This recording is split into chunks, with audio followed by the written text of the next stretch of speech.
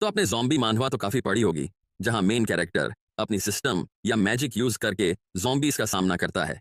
लेकिन क्या आपने कभी यह सोचा है कि कोई ऐसा बंदा जिसके पास किसी भी तरह की सिस्टम या पावर ना हो, वो ज़ॉम्बीज से कैसे लड़ेगा? क्योंकि आज की इस कहानी का मेन कैरेक्टर भी कुछ ऐसा ही है। तो चलिए देखते हैं कि एक कॉमिक आर्टिस्ट अपनी फैमिली और चाहने वालों को ज़ॉम्बी अपोकलिप्स में कैसे बचाएगा। कहानी की शुरुआत होती है और हमें एक आदमी किसी बिल्डिंग की सीढ़ियों से नीचे उतरता हुआ दिखाई देता है।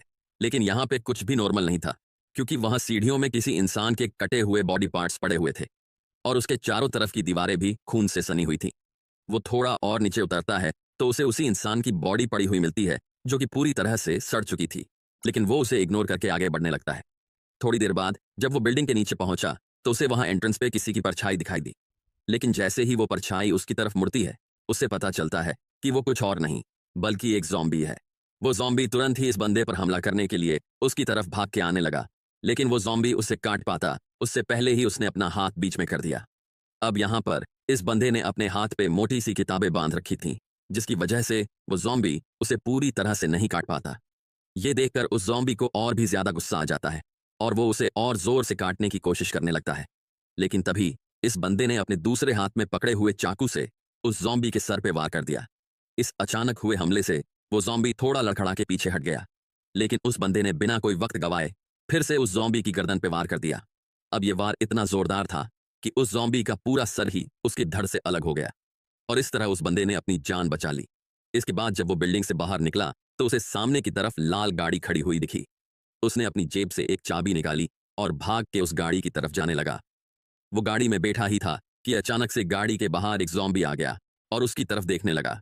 लेकिन यहाँ पे उस ज़ॉम्बी की तो आंखें ही नहीं थीं, जिस वजह से वो गाड़ी के अंदर बैठे हुए बंदे को नहीं देख पाया और वहां से आगे निकल गया। उस ज़ॉम्बी के जाने के बाद इस बंदे ने चैन की सांस ली और गाड़ी का रियर व्यू मिरर ठीक करने लगा। और यहाँ पर हमें पहली बार इस बंदे की शक्ल दिखाई जाती है। ये बंदा और कोई नहीं बल्कि होता है हमारी इस कहानी का मेन कैरेक्टर लियांग जी।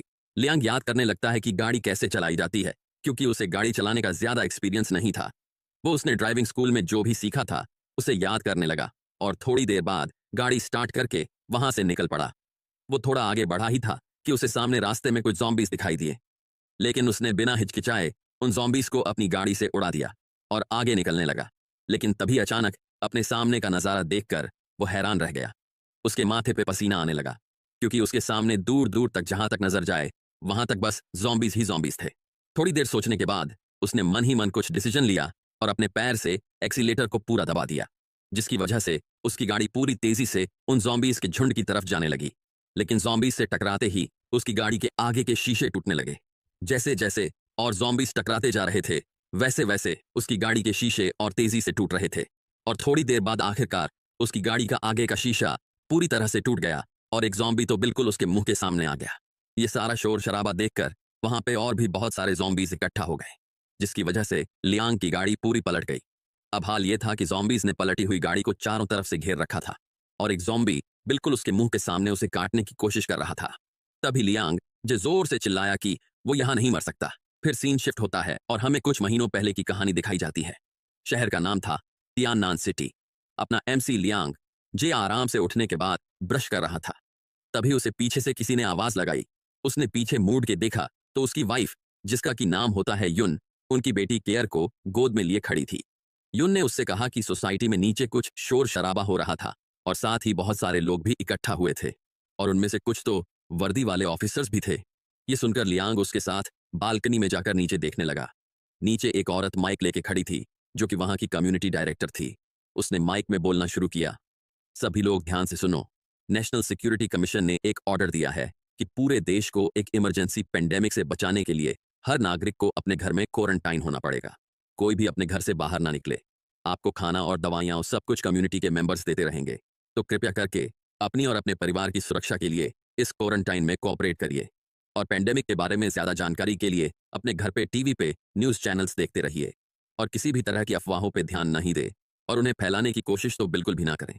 ये अनाउंसमेंट सुन के तो युन काफी परेशान हो गई। वो लियांग से कहने लगी कि शायद एपिडेमिक की हालत कुछ ज्यादा ही बिगड़ गई है। उसे तो बहुत चिंता हो रही है, क्योंकि अभी तो केयर भी बहुत छोटी थी। लियांग ने उसे शांत करवाया और कहा कि अरे, सब कुछ ठीक हो जाएगा। कोरोना वायरस भी तो कितना खतरनाक था, लेकिन फिर भी वो जल्द ही कंट्रोल में आ गया था ना। क्वारंटाइन ऐसी बीमारियों को रोकने के लिए सबसे बेस्ट सॉल्यूशन है। गवर्नमेंट जिस हिसाब से इस पर काम कर रही है, ये थोड़े ही दिनों में कंट्रोल में आ जाएगा। और वैसे भी क्वारंटाइन होने के कुछ फायदे भी तो हैं, जैसे कि अब हमें काम पे नहीं जाना पड़ेगा। हालांकि कंपनी वाले सैलरी देंगे कि नहीं ये तो नहीं पता। उसकी बातें सुनकर यून कहने लगी कि ऐसे टाइम पे भी उसकी मजाक करने की आदत नहीं गई। हाँ, ये सुन लियांग भी हंसते हुए टीवी चालू करने लगा।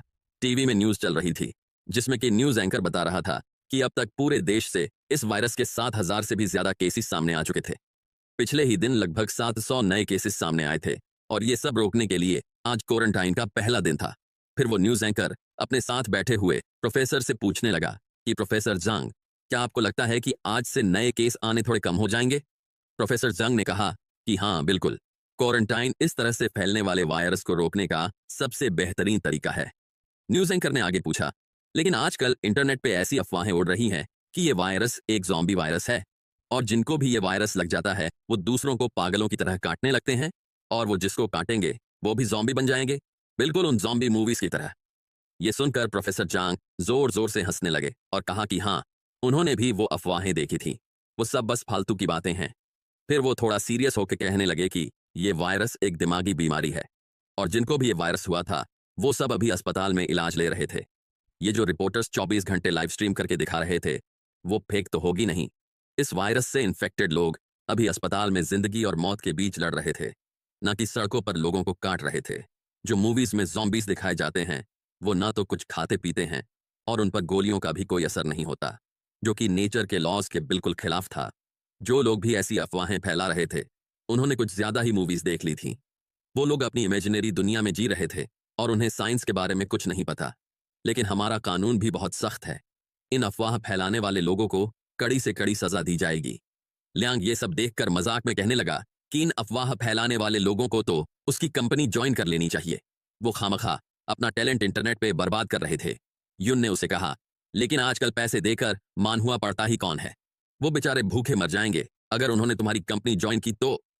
लियांग ने जवाब दिया कि अरे ऐसी बात तो बिल्कुल भी नहीं है, मेरी कंपनी आजकल बहुत फेमस हो गई है और हमारी सैलरी भी बढ़ गई है। और वैसे भी इन अफवाह फैलाने वालों को हमारी कंपनी में आकर भूखे मरने की जरूरत नहीं पड़ेगी, क्योंकि इन्हें जल्दी ही जेल का खाना तो खाना ही पड़ेगा। तभी अचानक किसी ने उनके घर का दरवाजा खटखटाया। उन्होंने दरवाजा खोला तो 2 मास्क पहने हुए आदमी खड़े थे। उनमें से एक आदमी ने पूछा कि इस घर में टोटल कितने लोग हैं, उनका नाम बताओ ताकि आप लोगों को हर रोज राशन मिलता रहे। लियांग उन्हें बता देता है कि वो यहाँ अपनी बीवी और बेटी के साथ रहता था। वो आदमी ने यह सब नोट कर लिया और लियांग को एक कार्ड पकड़ा के कहा कि वो लोग हर 2 दिन में खाना पहुंचा देंगे। अगर आपको कोई और मदद चाहिए तो इस कार्ड पे दिए गए नंबर पर कॉल कर देना। अगले दिन सुबह लियांग आराम से सोकर उठा। उसने युन से कहा कि अब तो वो जितना चाहे उतनी देर तक सो सकता था, क्योंकि न तो काम पे जाने का कोई टेंशन था और खाना भी घर पे आ जाता था। ऐसा लग रहा था कि आखिरकार इतने साल टैक्स भरने का कुछ तो फायदा हुआ। पर युन काफी उदास थी। उसने कहा कि पिछले कुछ दिनों से ऐसा लग रहा था कि मानो वो लोग जेल में बंद हों। केयर भी बाहर जाने की जिद पकड़ के बैठी थी, अब क्या करे। तभी केयर वहां आ गई और कहने लगी कि पापा बाहर जाना है। यह सुनकर लियांग ने प्यार से उसका सिर सहलाया और कहने लगा कि बेटा, अभी हम बाहर नहीं जा सकते, क्योंकि इस वक्त बाहर एक बीमारी फैली हुई है और अगर तुम्हें वो बीमारी लग गई तो तुम्हें इंजेक्शन लगवाना पड़ेगा। अब बताओ, क्या तुम्हें इंजेक्शन लगवाना है? केयर कहने लगी कि ना, नहीं लगवाना। लियांग उसे देखकर मुस्कुराने लगा और कहा कि चलो केयर, अभी मैं तुम्हारे लिए टीवी पे कार्टून लगाता हूं। और इतना कह के उसने टीवी चालू कर दिया। टीवी पे हमें वही 2 एंकर और प्रोफेसर दिखते हैं जो कि बता रहे थे कि उनके पास एक बहुत ही अच्छी खबर थी। पिछले दिन पूरे देश से इस वायरस का एक भी केस सामने नहीं आया। इससे साबित होता है कि ये वायरस अब कंट्रोल में आ चुका है। ये खबर सुनकर लियांग कहने लगा कि अब ये वायरस कंट्रोल में आ ही चुका है तो क्वारंटाइन भी जल्द ही खत्म हो जाएगा। और यून भी खुश थी कि चलो आखिरकार ये वायरस कंट्रोल में आ ही गया, क्योंकि पिछले कुछ दिन तो उससे बहुत मुश्किल से कटे थे। तभी अचानक से टीवी की स्क्रीन डिम हो गई और फिर तुरंत ही टीवी बंद हो गया। ये देखकर लियांग स्विच बोर्ड चेक करने लगा, लेकिन मेन स्विच तो बिल्कुल ठीक था। उसने सोचा कि शायद बिजली गई है। जब वो लोग बालकनी में गए तो वहां पर और भी कई सारे लोग घरों से निकलकर बाहर आ चुके थे। उनमें से किसी आदमी ने लियांग से पूछा कि क्या तुम्हारे घर पे बिजली है? लियांग ने उसे न में जवाब दिया। तभी नीचे बैठा एक ऑफिसर माइक में बोलने लगा। उसने कहा कि ये बस बिजली का एक टेम्पररी कट है और बिजली जल्द ही वापस आ जाएगी। तो सब लोग शांत होकर आराम से बैठे। तभी वहां पर 2-3 लोग सीढ़ियां उतरकर नीचे आ गए। ये देखकर वो ऑफिसर उन्हें बताता है कि अभी क्वारंटाइन खत्म नहीं हुआ इसलिए वो लोग अभी के अभी वापस अपने घर पर चले जाएं। लेकिन वो तीनों बंदे भी वापस जाने के मूड में नहीं थे। उनमें से एक आदमी ने कहा कि वायरस तो वैसे भी कंट्रोल में आ ही चुका है और इसलिए क्वारंटाइन भी जल्द ही खत्म हो जाएगा। वो लोग इतने दिनों से घर में रहकर ऊब चुके थे, तो उन्हें बस थोड़ी खुली हवा खानी थी। तभी केयर धुआं धुआं बोलकर चिल्लाने लगी। जब लियांग ने वहां देखा तो पास ही की बिल्डिंग के पीछे से काला धुआं उठ रहा था। वहीं नीचे की ओर दो ऑफिसर्स ने उन आदमियों पर बंदूक तान दी थी। माइक वाला ऑफिसर कहता है कि अब तक हमें क्वारंटाइन खत्म होने का कोई भी आदेश नहीं मिला, इसलिए तुम लोग अभी के अभी वापस अपने घर चले जाओ, वरना हमें तुम लोगों को जबरदस्ती क्वारंटाइन में डालना पड़ेगा। तभी अचानक कहीं से गोलियां चलने की आवाज आने लगी, जिसे सुनकर नीचे खड़े सब लोग चौंक गए। माइक वाला ऑफिसर पूछने लगा कि ये गोलियों की आवाज कहां से आ रही थी, लेकिन किसी को भी इस बात का कोई अंदाजा नहीं था। गोलियों की आवाज लगातार आई ही जा रही थी, जिन्हें सुनकर लियांग युन और केयर को प्रोटेक्ट करने के लिए उनके आगे आ गया। तभी अचानक पीछे की गली से एक बंदा दौड़ते हुए आया, जिसे देखकर सब लोग उस तरफ देखने लगे। तभी वो बंदा अपने घुटनों पर बैठ गया और तुरंत ही मुंह के बल जमीन पर गिर गया। ये सब देखकर किसी को भी कुछ भी समझ में नहीं आ रहा था। तभी अचानक उसी गली से एक बहुत बड़ा झुंड भाग के सामने आ गया। उस झुंड के थोड़ा आगे आते ही सबको पता चल गया कि ये तो एक ज़ॉम्बीज़ का झुंड था। ये देखकर नीचे खड़े सब लोग डर के मारे सीढ़ियों की तरफ भागने लगे। वो लोग अपना पूरा जोर लगाकर भाग रहे थे, लेकिन तब तक वो ज़ॉम्बीज़ एक ऑफिसर के काफी पास आ गए। वो अपनी गन से एक ज़ॉम्बी पर गोलियां चलाने लगा, लेकिन उस पर गोलियों का कोई असर नहीं होता और वो आगे आकर उस ऑफिसर की गर्दन पर काट लेता है। उसके पीछे एक के बाद एक कई सारे और ज़ॉम्बीज़ भी उस ऑफिसर को पकड़कर काटने लगे। वो ऑफिसर अभी भी अपनी गन से गोलियां चलाए जा रहा था, लेकिन उसका कोई फायदा नहीं होता और ज़ॉम्बीज़ ने उसे वहीं दबोच लिया। उसके आगे भाग रहे लोग भी अब तक ज़ॉम्बीज़ की पकड़ में आ चुके थे और उनका अंत भी उसी ऑफिसर की तरह हो गया। उन्हें निपटाने के बाद सारे ज़ॉम्बीज़ ऊपर की तरफ भागने लगे, जिसे देखकर बालकनी में खड़े लोग डर जाते हैं। वही ये सब देख के लियांग डर के मारे अपनी जगह पर जम चुका था। केयर भी ये सब देख के रोने लगी। उसकी रोने की आवाज सुनकर लियांग होश में आया और उसने जल्दी से यून और केयर को घर के अंदर ले जाकर दरवाजा बंद कर लिया। फिर उसने फटाफट से घर की सारी खिड़कियां बंद करके पर्दे लगा दिए। उसके बाद वो केयर को हेडफोन पहनाकर कहने लगा कि बेटा, डरने की कोई बात नहीं है, वो तो नीचे सब लोग बस एक गेम खेल रहे थे। जाओ, अब तुम्हारी मम्मी तुम्हें स्टोरी बुक सुनाएगी, उसे सुनकर आराम से सो जाओ। उसके ऐसा कहने से केयर थोड़ी शांत हो गई और उसने हाँ में सिर हिला दिया। फिर लियांग ने बेडरूम से बाहर निकलकर रूम का दरवाजा बंद कर दिया और अपने घर के मेन गेट से बाहर देखने लगा। उसे अपने घर के बाहर बहुत सारे ज़ॉम्बीज़ दिखाई देते हैं, जिनमें से एक तो बिल्कुल उसके दरवाजे से आकर टकरा गया। उसे देखकर लियांग डरकर पीछे हट जाता है। थोड़ी देर सोचने के बाद उसने तुरंत अपना फोन निकाला और पुलिस को कॉल लगाने की कोशिश करने लगा, लेकिन कॉल पुलिस को नहीं लगता और उसे बस एक अनाउंसमेंट सुनने को मिलती है, जिसमें बताया जा रहा था कि क्वारंटाइन के समय कॉल की सेवाएं उपलब्ध नहीं है। अगर आपको कोई मदद चाहिए तो कृपया अपने कम्युनिटी स्टाफ मेंबर्स को संपर्क करें या तो इस दूसरे नंबर पर कॉल करें। यह सुनकर लियांग ने गुस्से के मारे अपने हाथ पटक दिए और कहने लगा कि साले सब के सब झूठ बोल रहे थे। वो वॉशरूम में जाकर बड़बड़ाने लगा कि सब कुछ झूठ था। फिर उसने जैसे ही मुंह धोने के लिए नल चालू किया तो उसे पता चला कि पानी आना बंद हो चुका था। ये देखकर वो कुछ सोचने लगा और फिर तुरंत ही बाकी के सारे नल भी चेक करने लगा, लेकिन किसी भी नल से पानी नहीं आ रहा था। वो जल्द ही भागते हुए गया और कबर्ड से एक प्लास्टिक का स्क्रोल और रस्सी निकालने लगा। वो ये सब सामान लेके बाथरूम में आया और वहां जो पानी से भरी हुई बाल्टी पड़ी थी, उसका ऊपरी हिस्सा प्लास्टिक से बांध दिया। तभी पीछे से यून आ गई और पूछने लगी कि वो ये क्या कर रहा है। लियांग उसे बताता है कि पानी का सप्लाई बंद हो चुका है, इसलिए वो इस पानी की बाल्टी को पैक कर रहा था ताकि ये पानी इवेपोरेट होकर उड़ न जाए। उसके बाद वो यून से पूछता है कि केयर की हालत अब कैसी है। यून ने उदास होते हुए पीछे से उसकी पीठ पे सिर रख लिया और बताने लगी कि केयर तो सो चुकी है। और फिर वो लियांग से पूछने लगी कि अब वो लोग क्या करेंगे, क्या कोई उन्हें बचाने के लिए आएगा, उनके पेरेंट्स कैसे होंगे। उसे काफी चिंता हो रही थी। उसकी बातें सुनकर लियांग बताता है कि फोन कॉल्स भी अब बंद हो चुके थे और उनके पेरेंट्स भी उनकी ही तरह घर पे बंद होंगे, लेकिन उनके पेरेंट्स की हालत उनसे तो बेहतर ही होगी, क्योंकि उन लोगों को अपने घर पर काफी सारा खाने का सामान इकट्ठा करने की आदत थी। वहीं यून रोते हुए उससे पूछने लगी कि क्या हम ऐसे ही मर जाएंगे, केयर भी अभी कितनी छोटी है। उसकी बातें सुनकर लियांग उसके कंधे पकड़कर कहने लगा कि मैं तुमसे वादा करता हूं कि हम में से कोई भी नहीं मरेगा। हम अपनी आंखों से केयर को बड़ा होता हुआ देखेंगे। तुम मुझसे वादा करो कि चाहे कुछ भी हो जाए तुम कभी भी हार नहीं मानोगी। मेरे और केयर के लिए ये वादा करो मुझसे। यून हाँ में सिर हिला देती है, जिसे देखकर लियांग को थोड़ी राहत होती है। फिर वो कहने लगा कि उसे तो अभी भी यकीन नहीं हो रहा था कि ये सब हकीकत में हो रहा है, लेकिन उसे राहत थी कि कम से कम वो लोग जिंदा और सेफ तो थे। अब उनके पास सब कुछ बेहतर होने का इंतजार करने के अलावा और कोई चारा नहीं था। वो आगे कहता है कि उन्हें काफी लंबे टाइम तक घर में रहना पड़ेगा, इसलिए खाना और पानी उनकी सबसे बड़ी समस्या थी, उन बाहर घूम रहे ज़ॉम्बीज़ से भी बड़ी समस्या। यून उसे बताती है कि उन्होंने क्वारंटाइन से पहले किराने का कोई भी सामान नहीं खरीदा था और कम्युनिटी वालों ने भी पिछले कुछ दिनों से बस फिक्स अमाउंट में ही खाना दिया था, इसलिए उनके पास ज्यादा खाना पानी नहीं था। लियांग ने कहा कि हाँ, उसे ये पता है, और उसने आगे सजेस्ट किया कि अब फिलहाल के लिए उन्हें गिन लेना चाहिए कि घर में टोटल कितना खाना और पानी था। उसके बाद वो लोग एक प्रॉपर प्लान बनाएंगे कि हर रोज कितना कुछ खाना है, जिससे कि वो लंबे टाइम तक खाना चला पाए। फिर वो दोनों ही घर में रखा सारा खाने का सामान एक जगह इकट्ठा करने लगे। यून उसे बताती है कि पिछली बार उन्होंने काफी सारा बच्चों का फॉर्म्यूला खरीदा था, क्योंकि उस पर सेल लगी हुई थी। तो अभी उनके पास उसके टोटल 11 बॉक्स बचे थे, जो कि 2 महीनों के लिए काफी थे। वहीं लियांग पीछे नोटबुक में ये सब कुछ लिखे जा रहा था।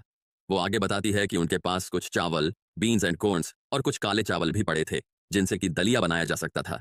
इसके अलावा उनके पास कुछ ड्राई नूडल्स, इंस्टेंट नूडल्स और कुछ अंडे भी पड़े थे।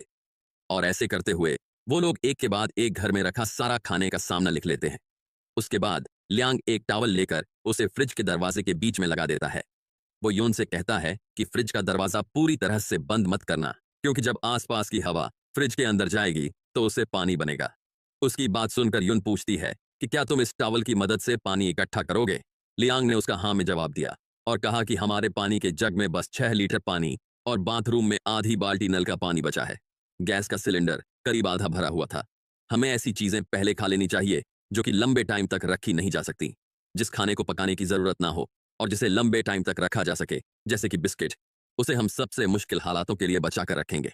राइस और नूडल्स को पकाने के लिए पानी की जरूरत पड़ेगी, लेकिन हमारे पास बस 10 लीटर जितना ही पानी बचा है, जो कि मुश्किल से कुछ दिनों तक चलेगा। तभी अचानक से लियांग को कुछ याद आता है और वो खुश होते हुए कहता है कि अरे हाँ, मैं तो भूल ही गया था कि हमारे पास 40 लीटर पानी और भी है। फिर वो युन को बाथरूम की ओर ले जाता है और गीजर की तरफ इशारा करके कहता है कि उस गीजर के वाटर स्टोरेज के अंदर पानी भरा होगा, क्योंकि जब पानी का सप्लाई नहीं होता तब इस स्टोरेज के अंदर से पानी बाहर नहीं निकल सकता। बस इस ठंडे पानी का वाल्व बंद करके ये सेफ्टी वाल्व चालू करो और पानी बाहर आने लगेगा। ये देखकर युन भी काफी खुश हो जाती है और कहती है कि इसका मतलब हमारे पास कुल मिलाकर 50 लीटर जितना पानी है। फिर तो हम चावल को आराम से पका पाएंगे, और इस सीजन में तो बारिश भी होगी, तो हम बारिश का पानी भी इकट्ठा कर सकेंगे। उसे सुनकर लियांग भी काफी खुश हो जाता है और युन से कहता है कि ये तुमने सही बात कही, तुम बेस्ट हो। और फिर वो एक दूसरे की आंखों में देखने लगते हैं, जैसे कि उन्हें कोई नई उम्मीद मिल गई हो। वहीं हमें बाहर का सीन दिखाया जाता है, जहां हजारों की तादाद में ज़ॉम्बीज़ यहां वहां घूम रहे थे। बीच बीच में कहीं से किसी के चिल्लाने की, या तो गन की, या तो फिर कुछ फटने की आवाजें आ रही थीं, जैसे कि वो आवाजें बिल्डिंग के अंदर रह रहे लोगों को याद दिला रही हो कि ये जो कुछ भी हो रहा है वो हकीकत है, ना कि कोई सपना। जैसे जैसे ये वायरस फैलता जा रहा था, वैसे वैसे रोजमर्रा की छोटी मोटी मुश्किलें अब लोगों के लिए कोई मायने नहीं रखती थीं। कुछ मायने रखता था तो वो थी बस जिंदा रहने की चाह। लेकिन जैसे जैसे एक के बाद एक दिन बीतते जा रहे थे, वैसे वैसे कुछ लोगों के पास खाना और पानी खत्म होने लगा। पर फिर भी जिंदा रहने की चाह के चलते वो थोड़ी सी उम्मीद के लिए भी अपनी जान जोखिम में डाल रहे थे। तभी हमें एक आदमी दिखाया जाता है, जो कि हाथ में एक छोटा सा डंडा लेकर तेजी से सीढ़ियां उतरते हुए आगे की तरफ भाग रहा था। उसके पीछे एक ज़ॉम्बी पड़ा होता है, जिसे देखकर आसपास के ज़ॉम्बीज भी उस पर हमला करने के लिए आने लगे। देखते ही देखते ज़ॉम्बीज उस आदमी को पकड़कर काटने लगे और वो बस चिल्लाता रह गया। वहीं एक छोटा सा लड़का, जो कि ये सब बालकनी से देख रहा था, वो रोते हुए जोर से चिल्ला के अपने पापा को बुलाता है, लेकिन वो आदमी कुछ नहीं कर पाता और रोते हुए बस इतना कह पाता है कि बेटा, तुम्हें जिंदा रहना होगा। ये देखकर वो बच्चा काफी दुखी हो जाता है और अपने पापा को याद करने लगता है। ऐसे ही एक रात गुजर जाती है और हमें दूसरा दिन दिखाया जाता है। वो आदमी अब एक ज़ॉम्बी बन चुका था और वो बच्चा अभी भी बालकनी में बैठे हुए नीचे देख रहा था। तभी एक कांच की बोतल सीधा उस आदमी के सर पे आके लगती है और उसके सर से खून निकलने लगता है। ये देखकर वो बच्चा चिल्ला के अपने पापा का नाम लेता है और रोने लगता है। वो अपने पास वाली बालकनी में देखता है तो 3 लोग वहां पर शराब पीते हुए मजे कर रहे थे। उनमें से एक लड़का बोलता है कि भाई एकदम बढ़िया शॉट मारा। तो वो बोतल फेंकने वाला लड़का कहता है कि हाँ, अब अगली बारी तुम्हारी, और इतना कहकर उसे एक बोतल पकड़ा देता है। वो लड़का बोतल फेंकने जा ही रहा था कि तभी वो बच्चा, जिसे ये सब देखकर थोड़ा गुस्सा आ रहा था, वो चिल्ला के उसे ये सब रोकने के लिए बोलता है। उसकी वजह से उस लड़के का निशाना चूक जाता है और उसकी बोतल जमीन में जा लगती है। ये देखकर वो लड़का गुस्से में बोलता है, साले क्यों इतना चिल्ला रहा है? तेरी वजह से मेरा निशाना चूक गया, मरना है क्या तुझे?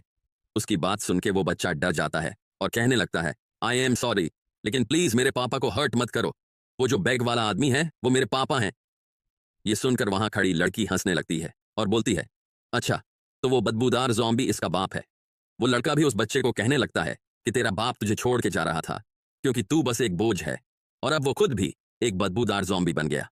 हम ये सब चीजें उस पर फेंक कर तेरा भला ही कर रहे हैं। उनकी बातें सुनकर वो लड़का गुस्से के मारे कहता है कि ऐसी बात बिल्कुल भी नहीं है। दरअसल उसके घर पे खाना बहुत ही कम बचा था और उसके पापा ने भी पिछले कुछ दिनों से खाने से बिल्कुल मना कर दिया था। इसलिए वो खाना ढूंढने जा रहे थे ताकि वो बच्चा जिंदा रह सके। और ये बताते हुए वो बच्चा रोने लगता है, लेकिन इन सब बातों से उन नशेड़ियों को कुछ फर्क नहीं पड़ता।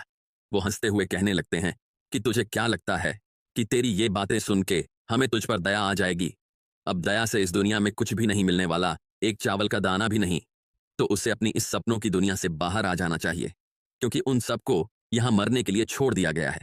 तभी पीछे से उसका दोस्त आके उसे ले जाता है और कहता है कि उन्हें अपना कीमती टाइम पार्टी करने में लगाना चाहिए, न कि इस बेवकूफ बच्चे पर। और फिर वो तीनों ही हंसते हुए उन ज़ॉम्बीज पर शराब की बोतल फेंकने लगते हैं। उन्हें ये सब करते हुए बड़ा मजा आ रहा था और वो इन बदबूदार ज़ॉम्बीज को खत्म करने का मन बना लेते हैं। लेकिन इन सब शोर शराबे और बोतल लगने की वजह से सारे ज़ॉम्बीज का ध्यान उनकी तरफ हो जाता है। वो ज़ॉम्बीज गुर्राते हुए उन्हें देखने लगते हैं। तभी उनमें से एक लड़का कहता है कि उसके दिमाग में इन ज़ॉम्बीज से खेलने के लिए एक बढ़िया आइडिया आया है।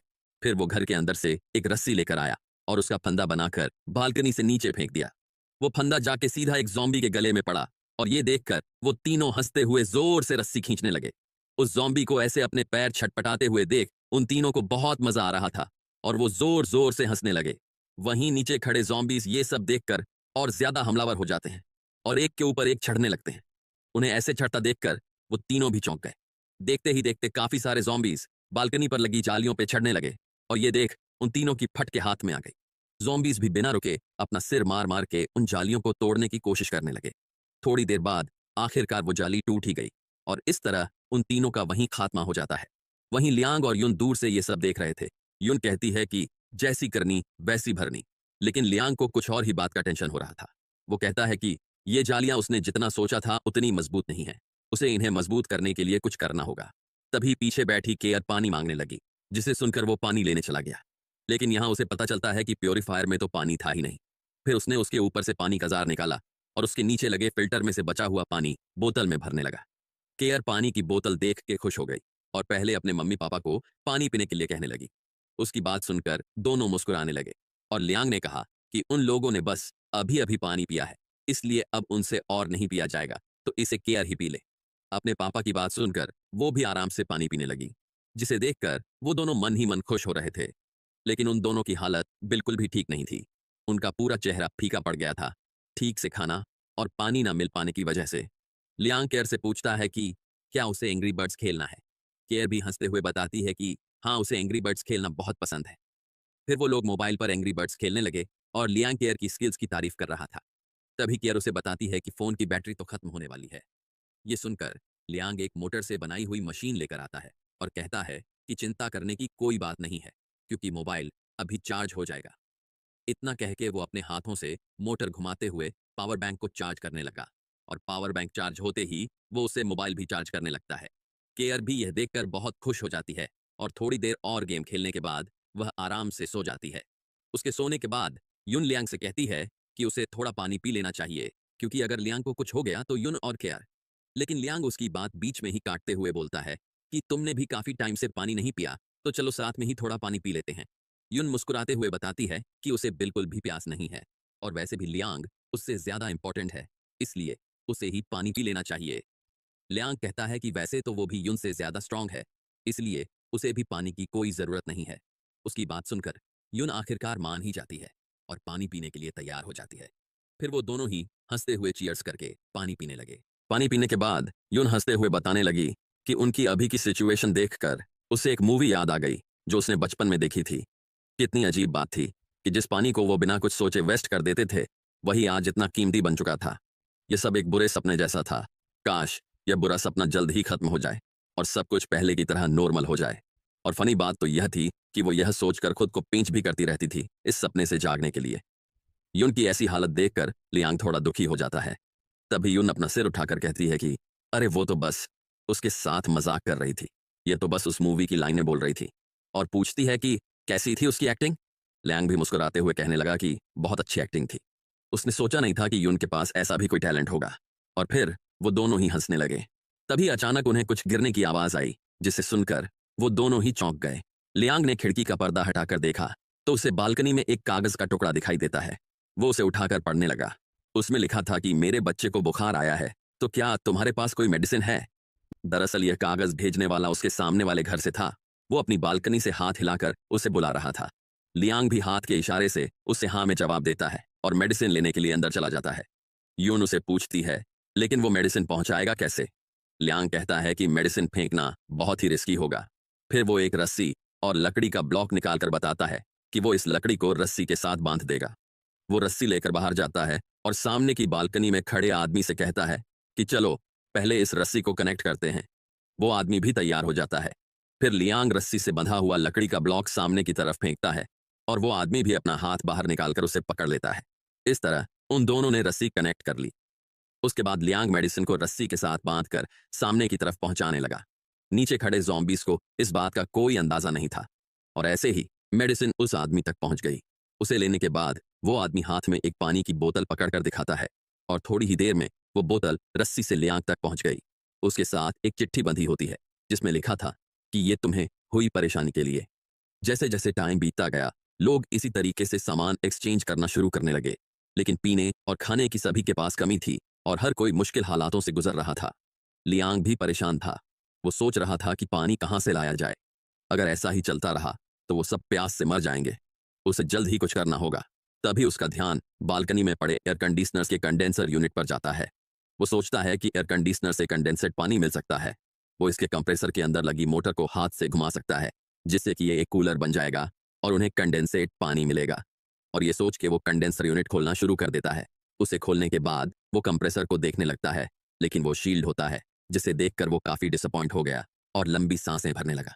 तभी अचानक से उसकी आंखें बंद होने लगीं और वो बेहोश होने लगा। वो सोच रहा था कि क्या वो मर रहा है। क्या मौत ऐसी फील होती है? नहीं, वो मर नहीं सकता, ऐसे तो बिल्कुल भी नहीं। पानी चाहिए उसे। तभी यून उसे बोतल से पानी पिलाती है जिसे पीकर वो होश में आने लगा। पानी देखकर वो अचानक से उठ बैठता है और पूछता है, ये पानी? यून पूछती है कि क्या हुआ, तो वो चिल्ला के बोलता है कि ये क्या किया तुमने, ये हमारी आखिरी पानी की बोतल थी। यून भी गुस्से से कहती है कि पानी बचाने का क्या ही मतलब, अगर इंसान ही मर जाए। अगर उसे मरना है तो वो साथ में मरेंगे, क्योंकि वो नहीं चाहती थी कि उनमें से कोई पहले चल बसे और दूसरे को पीछे शोक मनाने के लिए छोड़ जाए। तभी उन्हें दरवाजे पर नॉक होने की आवाज आती है। वो दोनों उठ के दरवाजे के पास गए और लियांग बाहर देखने लगा। बाहर एक लेडी खड़ी हुई पूछ रही थी कि क्या कोई अंदर है। लियांग पूछता है कि उसे क्या काम है, तो वो लेडी बताती है कि उसने बहुत सारा खाना और पानी बचा के रखा था, लेकिन काफी सारे ज़ॉम्बी होने की वजह से वो पहले ये दे नहीं पाई, तो अभी उसके पास उन लोगों के लिए खाना और पानी है। यून उस लेडी की बात सुनकर काफी ज्यादा खुश हो गई और दरवाजा खोलने लगी, लेकिन तभी लियांग ने उसे ऐसा करने से रोक लिया और उससे शांत रहने को कहा। उसे ऐसा करते देख यून कंफ्यूज हो गई। लियांग फिर बाहर खड़ी लेडी से बोलता है कि उनके पास भी काफी सारा खाना और पानी था, तो उन्हें इसकी कोई जरूरत नहीं है। आपने हमारे लिए इतना सोचा, उसके लिए शुक्रिया, लेकिन अभी वो लोग थोड़े खतरनाक टाइम से गुजर रहे थे, इसलिए वो दरवाजा नहीं खोलेगा। उसकी बात सुन के वो लेडी वहां से चली गई। यून लियांग से उसके ऐसा करने का कारण पूछती है तो लियांग जवाब देता है कि ठीक से सोचो, क्या उसे सही में लगता है कि कोई उन्हें मुफ्त का खाना देगा ऐसे हालातों में। ये सुन यून भी सोच में पड़ गई और पूछने लगी कि क्या उसके कहने का मतलब है कि वो लोग, लेकिन वो आगे कुछ नहीं बोल पाती और वो दोनों वहीं निराश होकर बैठ जाते हैं।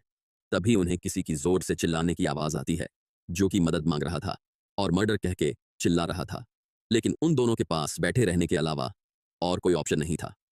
वहीं दरवाजे के बाहर हमें दिखाया जाता है कि वो लेडी अपने हस्बैंड के साथ एक आदमी की बॉडी ले जा रही थी।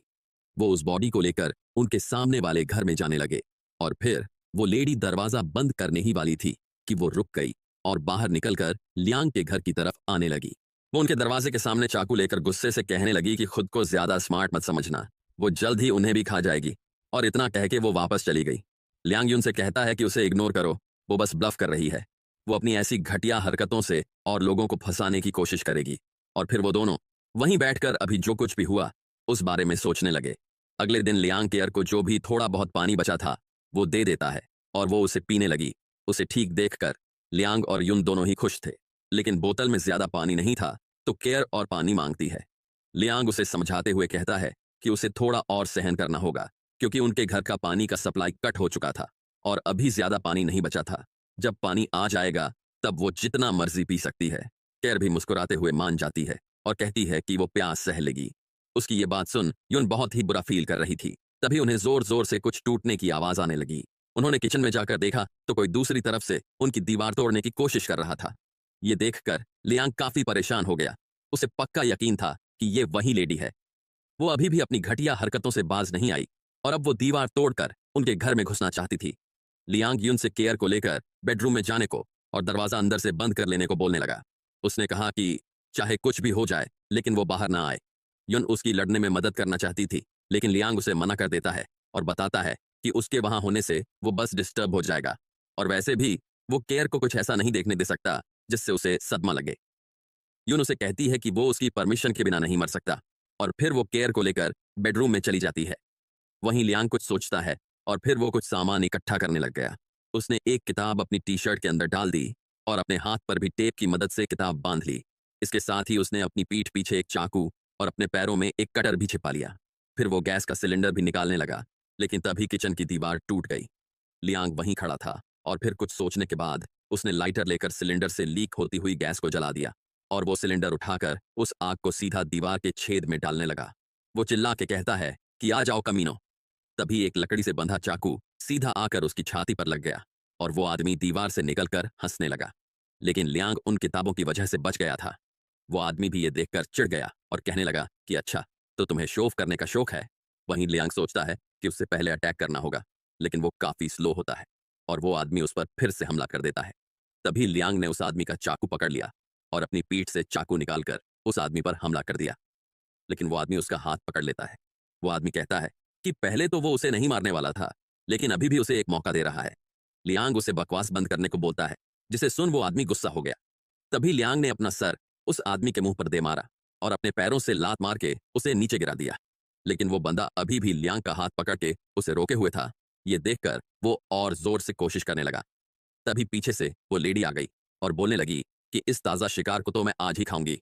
और इतना कह के वो पागलों की तरह हंसते हुए लियांग के ऊपर पीछे से हमला करने लगी। लेकिन लियांग उसे सेंस कर लेता है और साइड में हट जाता है, जिस वजह से उस लेडी का चाकू उसके ही हस्बैंड को लग गया। लियांग ने भी बिना वक्त गवाए उस लेडी पर हमला कर दिया। उसका हस्बैंड ये देखकर भौचक्का रह गया, लेकिन लियांग ने बिना टाइम वेस्ट किए उसे भी चाकू से मार डाला। ऐसे ही उन दोनों को मारने के बाद उसने चैन की सांस ली और जमीन पर बैठ के अभी जो कुछ भी हुआ उसके बारे में सोचने लगा।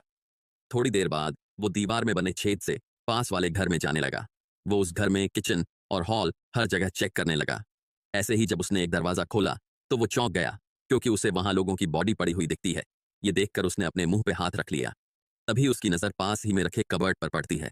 उसने उस कबर्ड को खोला तो उसमें 2 पानी की बोतल रखी हुई थी। वो उस बोतल का ढक्कन खोल के उसे सूंघने लगा और जब उसे सब सही लगा तो उसने उन बोतलों को अपने पास रख लिया।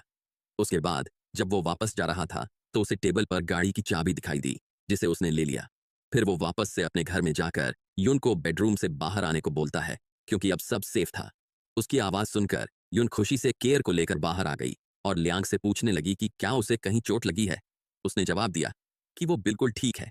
उसके घाव ज्यादा गहरे नहीं थे, लेकिन फिर भी उसे टांके लगाने पड़ेंगे। वहीं केयर उससे पूछती है कि उसे क्या हुआ था, लेकिन वो कहता है कि वो बिल्कुल ठीक है और उसे पानी पीने को देता है।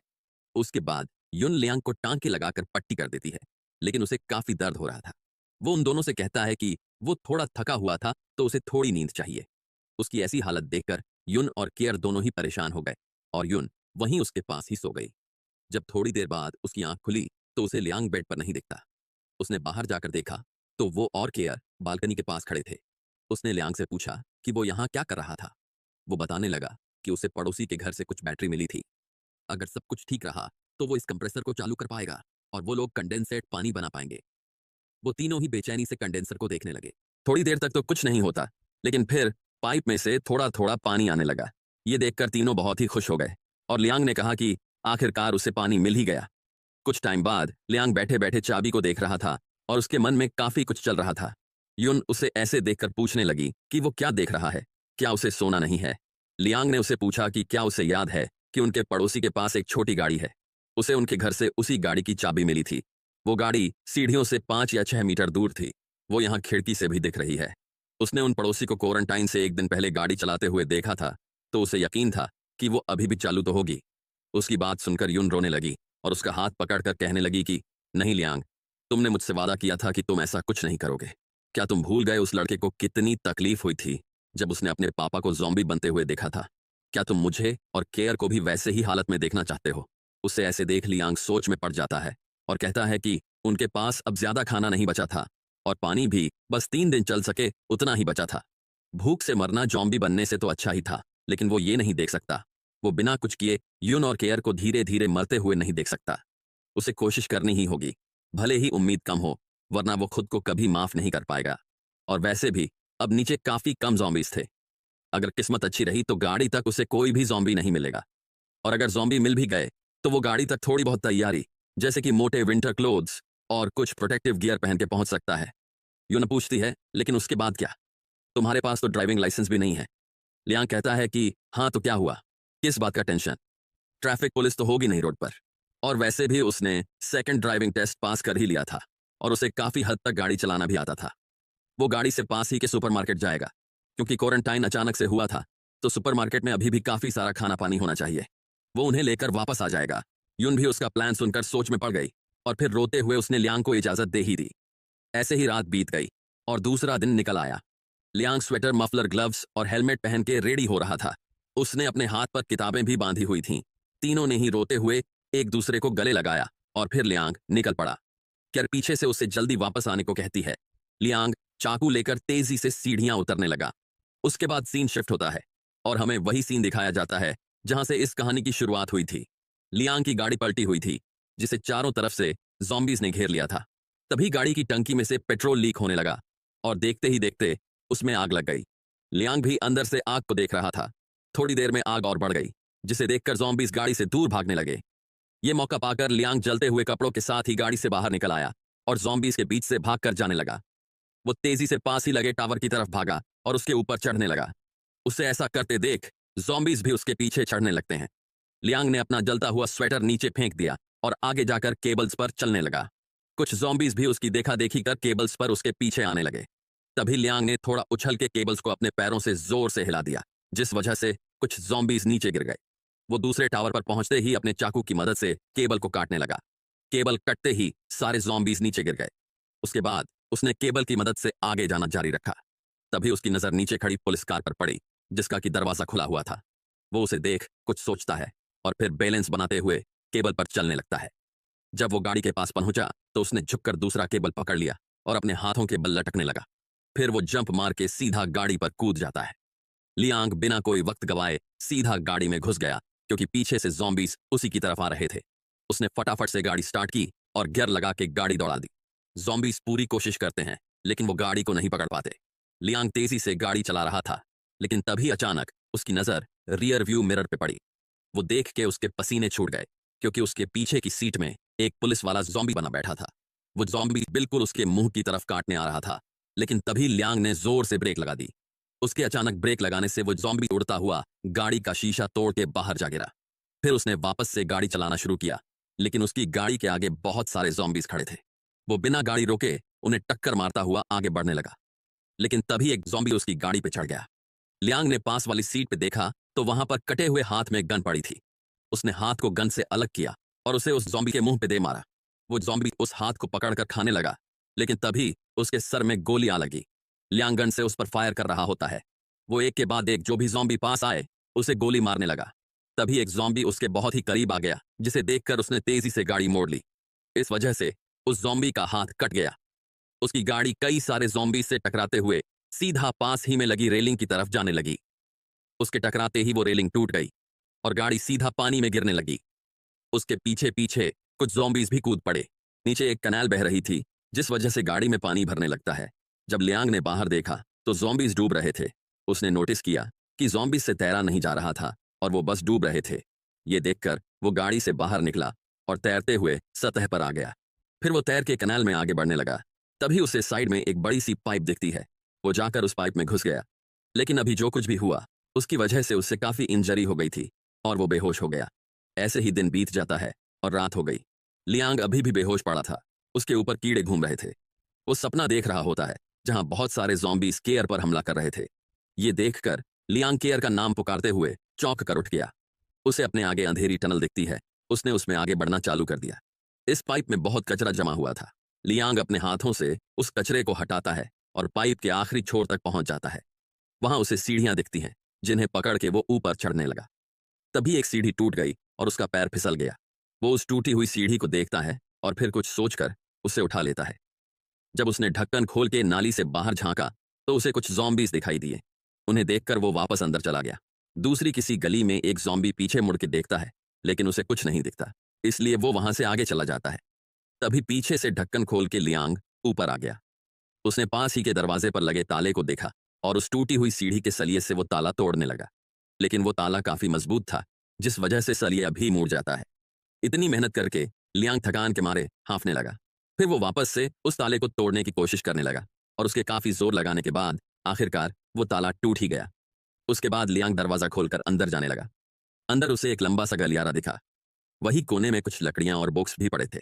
वो थोड़ा और आगे बढ़ा तो उसे एक टूटा हुआ दरवाजा दिखा। दरवाजा देखकर ऐसा लग रहा था कि किसी ने उसे जबरदस्ती तोड़ा हो। वो उससे अंदर जाता है तो सुपरमार्केट के सारे रैक खाली पड़े थे। वो भागते हुए हर जगह ढूंढने लगा लेकिन उसे कुछ नहीं मिलता। उसने इधर उधर देखा तो उसकी नजर पास ही की दीवार में बने छेद पर पड़ती है। वो उसके अंदर जाता है तो वहां एक और गलियारा था। वो संभलते हुए आगे बढ़ने लगा। वहां नीचे जमीन और दीवारों पे खून के धब्बे लगे थे। तभी अचानक से उसे एक छोटी बच्ची दिखाई देती है जो कि पानी की बाल्टी पकड़े हुई थी। वो दोनों ही एक दूसरे को देखकर चौंक गए और वो बच्ची बाल्टी को वहीं गिरा के भागने लगी। वो तेजी से दीवार में बने छेद में घुस गई। लियांग उस पानी की बाल्टी के पास जाता है और उसे उठा के पीने लगता है। इसके बाद हमें एक बदसूरत सा मोटा आदमी दिखाया जाता है जो कि सिगरेट पीते हुए एक औरत के साथ मजे कर रहा था। वो उस औरत से बोलता है कि कमीनी कहीं की, मरे हुए इंसान की तरह क्यों बिहेव कर रही है, थोड़ा कोऑपरेट कर और मजे ले। और इतना बोल के वो जोर जोर से हंसने लगा। तभी वो बच्ची वहां अपनी मम्मी का नाम पुकारते हुए आ गई, लेकिन उसको ऐसी हालत में देखकर उसने अपनी नजर फेर ली। उसे देख वो आदमी गुस्से के मारे उसका हाथ पकड़कर मारने लगा। वो उसे कहता है कि नाकारा, कहीं की तेरी हिम्मत कैसे हुई मेरा मूड खराब करने की। अगर तेरी मां मुझसे भीख नहीं मांगती तो मैं कब का तुझे ज़ॉम्बीज़ को खिला देता। तभी उसे अपने सर पे गन महसूस होती है और वो चौंक जाता है। लियांग उस आदमी के सर पे गन ताने खड़ा था जिसे देखकर वो आदमी कांप रहा था। वो आदमी कहता है कि अरे भाई, इतना गुस्सा क्यों हो रहे हो। वो कहता है कि वो एक अच्छा आदमी है और इस बच्ची को बस सबक सिखा रहा था, क्योंकि हीरा जब घिसेगा तभी तो चमकेगा। लेकिन वो बच्ची जाकर लियांग के पीछे छिप गई। वो आदमी बोलता है कि अगर लियांग इतने सारे ज़ॉम्बीज़ के बीच यहां तक पहुंच पाया तो इसका मतलब है कि वो एक ग्रेट हीरो है। वो उसके जैसे हीरोज की बहुत रिस्पेक्ट करता है। फिर वो पास ही के सामान की तरफ इशारा करके कहता है कि वो जितना चाहे उतना सामान यहां से ले जा सकता है, जितना चाहे खाना खा सकता है। तभी वो औरत चिल्ला के बोलती है कि उस आदमी पर भरोसा मत करना, क्योंकि वो बहुत ही नीच किस्म का इंसान था और उसने बहुत सारे क्राइम किए थे। उसने अपनी मीठी बातों में फंसाकर बहुत सारे लोगों को मारा था, उसके हस्बैंड को भी। और इतना कहकर वो रोने लगी। वो आदमी ने उस औरत के बाल पकड़ लिए और उसे कमीनी कहते हुए बकवास बंद करने को बोला। वो कहता है कि क्या वो उसे मरवाना चाहती है बस इसीलिए कि उसने उसे पीटा था। तभी लियांग ने उसके मुंह पे गन तान दी, लेकिन अचानक ही उस आदमी ने घूम कर गन को दूर कर दिया और लियांग के मुंह पे पंच मारकर गन छीन ली। अब वो लियांग के मुंह पे गन रख के हंसने लगा, लेकिन तभी लियांग ने उस आदमी के सर पे सलिया मार के उसे बेहोश कर दिया। उसके बाद वो औरत लियांग के सामने अपने घुटनों पर बैठ के अपनी बेटी को चोट ना पहुंचाने के लिए भीख मांगने लगी। इसके बदले वो लियांग जो भी चाहे वो करेगी। लियांग उसे बताता है कि उसकी भी एक बेटी है जो कि इस बच्ची से भी छोटी है, इसलिए वो लोग चिंता न करे क्योंकि वो उन्हें हर्ट नहीं करेगा। वो अपनी गन रखते हुए पूछता है कि इस बिल्डिंग में कितने लोग हैं। वो लेडी बताती है कि पहले यहां पर 57 लोग थे, लेकिन अब बस वही बचे थे। लियांग उसकी हालत देखकर सोच में पड़ गया। उसने उस औरत से पूछा कि आखिर यहां हुआ क्या था। वो लेडी रोने लगी और उसने बताना शुरू किया कि ज़ॉम्बी एपोकलिप्स के शुरू होते ही सबसे पहली चीज जो लोगों को कम पड़ने लगी वो था पानी। उसके हस्बैंड एक इंजीनियर थे, तो उनके पास कुछ सामान था जो वो अपने काम के लिए यूज करते थे। उन्होंने जमीन के अंदर से पानी निकालने का प्लान बनाया और सारे लोगों के साथ उस पानी को बांटा। तभी हमें पास्ट का सीन दिखाया जाता है जहां उस लेडी का हस्बैंड जांग लोगों को पानी बांट रहा था। तभी एक दादी माँ वहां आती है और जांग से कहती है कि वो स्मार्ट और काइंड है, इसलिए उसे उनका लीडर बन जाना चाहिए। वो सब उसके ऑर्डर्स मानेंगे। उनकी बात सुनकर आसपास खड़े और लोग भी बोलने लगते हैं कि वो जांग की हर बात मानेंगे और उसका हर ऑर्डर पूरा करेंगे। जांग कहता है कि जब वो सब लोग उस पर इतना भरोसा दिखा ही रहे हैं तो वो भी ट्राई करने के लिए रेडी है, क्योंकि जब तक सब साथ में हैं तब तक वो कोई भी मुश्किली का सामना कर सकते हैं। अब पानी की प्रॉब्लम तो सोल्व हो गई थी, लेकिन खाने की प्रॉब्लम अभी भी थी। अब उन्हें इस कन्वीनियंस स्टोर की दीवार तोड़नी होगी, लेकिन ये दीवार काफी मजबूत है, तो इसे तोड़ने में उसकी हेल्प कौन करना चाहेगा। उसकी बात सुन के सारे लोग एक के बाद एक हाथ उठा के हेल्प करने के लिए तैयार हो गए। उनमें वो बदसूरत झिंगुर भी शामिल था। इसके बाद उन लोगों ने दीवार तोड़ने का काम शुरू कर दिया। जांग दीवार तोड़ते हुए काफी थक गया था, जिसे देखकर वो झिंगुर उसके पास आया और उसे आराम करने को बोला, और फिर वो खुद भी इस काम में लग गया। बाकी सारे लोग भी हथौड़े से दीवार तोड़ने का काम चालू रखते हैं और आखिरकार थोड़े टाइम बाद वो दीवार टूट ही गई। उसे देखकर सब लोग काफी ज्यादा खुश थे और जांग सबको खाने का सामान बांटने लगा। उसके बाद जांग ने सारे लोगों को इकट्ठा किया और कहने लगा कि ये जो अभी उन्हें खाना मिला था वो बस एक टेम्परेरी सॉल्यूशन था। अगर उन्होंने ठीक से इस खाने को मैनेज नहीं किया तो ये एक हफ्ते में ही खत्म हो जाएगा। लेकिन उन लोगों को चिंता करने की कोई जरूरत नहीं थी, क्योंकि वो लोग हर रोज कितना फूड सबको मिलेगा ये अनाउंस कर देंगे। और जहां तक रही बात खाने की, तो इसे संभालने की, मैनेज करने की और बांटने की जिम्मेदारी वो लोग इन बुजुर्ग दादा जाओ और दादी ली को देंगे। लेकिन वो लोग चाहे कितना भी खाना बचा ले, वो एक ना एक दिन तो खत्म हो ही जाएगा। इसलिए खेती ही इस प्रॉब्लम का एकमात्र सॉल्यूशन है। उसकी बात सुन के सब लोग सरप्राइज हो गए। एक बंदे ने पूछा कि क्या तुम्हारे कहने का मतलब है कि हम अपना खुद का खाना उगाएंगे। जांग उसे हाँ में जवाब देता है और कहता है कि उनके पास पानी तो पहले से है ही, और वो लोग खेती के लिए मिट्टी ग्राउंड फ्लोर से छत और दूसरी जगहों पे ले जाएंगे। वो लोग आलू, सोयाबीन, मक्का और भी बहुत कुछ उगा सकते थे। अगर सब कुछ सही रहा तो बस 3 महीने के अंदर ही वो लोग खुद के उगाए हुए आलू खा रहे होंगे और उनकी खाने की प्रॉब्लम भी हमेशा के लिए सोल्व हो जाएगी। उसका ये आइडिया सब लोगों को काफी पसंद आया और वो उसकी तारीफ करने लगे। इसके बाद हमें एक आलू दिखाया जाता है जिसे कि चाकू से काट के मिट्टी में बोया जा रहा था। ये काम जांग की बेटी शाओली कर रही थी। वहां पर और लोग भी नीचे से मिट्टी ला ला के डाल रहे थे। शाओली अपनी माँ से पूछती है कि क्या आलू ऐसे ही उगेंगे। उसकी माँ हाँ में जवाब देते हुए कहती है कि अगर सही मात्रा में पानी दिया गया तो बस 3 महीने के अंदर ही काफी सारे आलू उग जाएंगे। तभी वहां जांग आ जाता है और वो श्याओ को उठाकर कहने लगा कि थोड़े ही दिनों बाद उसे एकदम टेस्टी आलू खाने को मिलेंगे, और इस उम्मीद से वे तीनों ही बहुत खुश थे। थोड़े दिनों बाद जमीन से आलू के स्प्राउट निकलने लगे और देखते ही देखते वो काफी बड़े हो गए। लेकिन हमें दिखता है कि कोई आदमी उन आलू के स्प्राउट को तोड़ रहा था। वो उन्हें कच्चा ही खाने लगा। उसने सारे आलू अपने मुंह में डाल लिए। तभी वहां जांग आ गया और उसे धक्का मारकर नीचे गिरा दिया। जांग ने उसे गुस्से के मारे पूछा कि साले ये क्या कर रहा है तू? ये तो बस अभी स्प्राउट ही हैं, ये 2 ही महीनों में पूरी तरह से आलू बन जाएंगे। उस आदमी ने कहा कि उसे बहुत भूख लगी थी, अगर जांग उसे पीटना चाहता है तो पीट दे। लेकिन जांग अपने हाथ बीच में ही रोक लेता है और उस आदमी को वहीं छोड़कर चला जाता है। उसे सीढ़ियों में बूढ़े दादा जाओ और दादी ली मिलते हैं। वो उसे बताते हैं कि उन्हें उससे कुछ जरूरी बात करनी थी। फिर वो जांग को ले जाकर चुपचाप दरवाजा बंद कर लेते हैं। लेकिन वो झिंगुर वहीं कोने में खड़ा था। वो सोचने लगा कि यहाँ चल क्या रहा है। वहीं कमरे के अंदर दादा जाओ जांग को बता रहे थे कि वो पिछले कुछ दिनों से लोगों में बहुत ही कम खाना बांट रहे थे और इस वजह से लोग काफी नाराज थे। दादी ली और उन्हें चिंता थी कि अगर चीजें ऐसे ही चलती रहीं तो कुछ खतरनाक हो सकता था। इसीलिए वो इस बारे में बात करना चाहते थे कि क्या करना चाहिए। जांग उन्हें पूछता है कि अगर वो लोग अभी जैसे बांट रहे हैं वैसे ही बांटते रहें तो खाना और कितने दिनों तक चलेगा। दादा जाओ बताते हैं कि पिछली बार तय किए अनुसार उन्होंने सबको शांत रखने के लिए ये बोल रखा था कि उनके पास 2 महीने चले उतना खाना है। लेकिन सच्चाई तो यह थी कि उनका खाना ज्यादा से ज्यादा 1 महीना ही चलेगा। इसका मतलब कि आलू उगने से पहले 1 महीने तक कुछ भी खाना नहीं होगा, और जब उनके पास खाना नहीं होगा तो सब लोग आलू के स्प्राउट खाना चालू कर देंगे और फिर उसके बाद तो सबका मरना तय था। उनको और दादी ली को चिंता थी कि खाना खत्म होने से पहले लड़ाई शुरू हो जाएगी। वैसे हालातों से निपटने के लिए उन्हें उम्मीद है कि जांग कुछ जवान और ताकतवर लोगों को अपनी तरफ कर ले। जांग उन्हें आश्वस्त कराते हुए कहता है कि ऐसा कभी नहीं हो सकता, क्योंकि वो सब लोग सालों से एक दूसरे के पड़ोसी थे। वो कोई बुरे लोग नहीं थे। अगर वो इस महीने की खाने की समस्या हल कर दें तो सब कुछ ठीक हो जाएगा। दादा जाओ उसे कहते हैं कि वो बहुत ही आदर्शवादी इंसान है, लेकिन उन्होंने काफी जिंदगी जी रखी है और उनको इस दुनिया का काफी अनुभव है। वहीं वो झींगुर बाहर खड़े खड़े सब कुछ सुन रहा था और वो कुछ सोचने लगा। थोड़ी देर बाद रात हो गई। कुछ आदमी वहां छत पर सोए हुए थे। तभी वो झींगुर आके एक बंदे को लात मारकर उठाने लगा और कहने लगा कि उन आलसी लोगों को उठ के काम शुरू करना चाहिए। उस आदमी ने लेटे हुए ही उठने से मना कर दिया और कहने लगा कि अगर वो खड़ा हुआ तो उसे चक्कर आ जाएंगे, क्योंकि सबके पास उस झींगुर की तरह चर्बी जमा नहीं होती जो भूख सह सके। ऐसे लेटे रहना ही उसके लिए ज्यादा कंफर्टेबल था। तभी दूसरा आदमी उठ बैठा और झींगुर से कहने लगा कि तूने तो सही में फ्यूचर की प्लानिंग कर रखी थी। अगर उसे पता होता कि ऐसा कुछ होने वाला है तो वो भी क्वारंटाइन से पहले खा खा कर गुब्बारे की तरह मोटा हो जाता। झींगुर उनसे कहने लगा कि लगता है तुम लोगों को मेरे पास जो बिस्किट का पैकेट है वो नहीं चाहिए, इसीलिए मेरा मजाक उड़ा रहे हो। उसकी बात सुन तीनों आदमी उसके पास आकर उसे मस्का लगाने लगे। झिंगुर उनसे पूछता है कि क्या वो लोग भूखे हैं, तो वो तीनों ही कहते हैं कि वो बहुत ही ज्यादा भूखे थे। झिंगुर उन्हें कहता है कि वो लोग इसी लायक थे और उन पागलों को भूख से मर जाना चाहिए। उन लोगों ने इनको बेच खाया और ये लोग अभी भी उनके लिए काम कर रहे थे। उसकी बातें उन तीनों को समझ नहीं आती और वो पूछने लगे कि अरे कहना क्या चाहते हो, हमें समझ नहीं आ रहा। झिंगुर बोलता है कि दादी ली, दादा जाओ और झांग वो तीनों ही उनके हिस्से का खाना खा गए और अब बस 1 महीने का ही खाना बचा था। ये सुन के उनमें से एक आदमी पूछता है क्या मतलब? वो यहाँ रोज गधों की तरह मजदूरी कर रहा था और नीचे वो लोग जितना चाहे उतना खाना पीना कर रहे थे। दूसरा आदमी खड़े होते हुए कहता है चलो उन कमीनों को सबक सिखाते हैं। तभी वो झिंगुर उन्हें रोकते हुए कहता है कि तुम्हारे जैसे कुछ कमजोर लोगों उनका मुकाबला नहीं कर पाएंगे।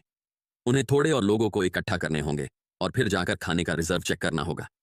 उसके बाद वो लोग एक बड़ी भीड़ लेकर उन दादा जाओ और दादी ली के पास पहुंच गए। वो दोनों उन लोगों को शांत करने की कोशिश कर रहे थे, लेकिन सब लोग कह रहे थे कि उन्हें खाने का स्टोरेज चेक करना था। क्या उन लोगों ने उनके हिस्से का खाना चुराया था? उन दोनों के पास लोगों को शांत कराने का कोई तरीका नहीं था। तभी वहां जांग आ जाता है। भीड़ में से एक आदमी ने पूछा कि सब लोग कह रहे हैं कि तुम लोगों ने हमारे हिस्से का खाना खा लिया है, इसलिए हम सच्चाई जानने के लिए खाने का स्टोरेज चेक करना चाहते हैं।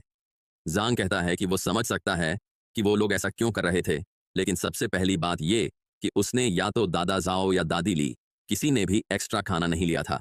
वो सब बस झूठ है। बिना रिश्तेदारों के 2 बूढ़े लोग कितना ही खाना खा लेंगे।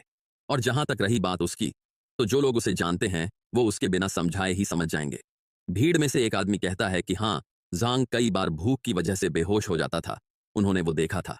जांग आगे बताता है कि यह सच है कि उन्होंने जितना उन लोगों को बोला था उतना खाना नहीं है स्टोरेज में, क्योंकि उसने ही दादा जाओ और दादिली को झूठ बोलने के लिए कहा था ताकि सब लोग शांत रहे। उसे डर था कि कहीं सच जानने के बाद लोग एक दूसरे को मारना ना शुरू कर दें। उसे यकीन है कि वो लोग उसकी बात समझ पाएंगे। जांग की बात सुनकर सब लोग सोच में पड़ गए, लेकिन वो झिंगुर अपना प्लान फेल कैसे होने देता।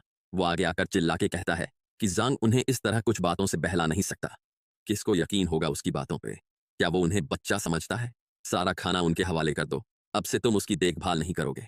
तभी एक आदमी ने आकर उसके मुंह पे पंच मार दिया और कहने लगा कि साले सुअर कहीं के एहसान फरामोश कमीने, अगर जांग नहीं होता तो अब तक तू प्यास से मर जाता।